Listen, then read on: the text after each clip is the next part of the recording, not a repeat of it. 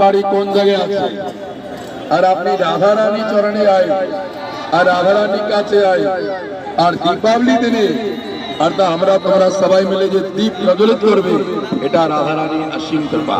বলো রাধা রানী কি। এখন সবাই প্রদীপ একসাথে প্রজ্বলিত করো, সবাই প্রদীপ বের করো। আমরা হাতে প্রদীপ দেবো তো আমরা, এখানে একটা জ্বালানো হোক। হে রাধা রানী তেরে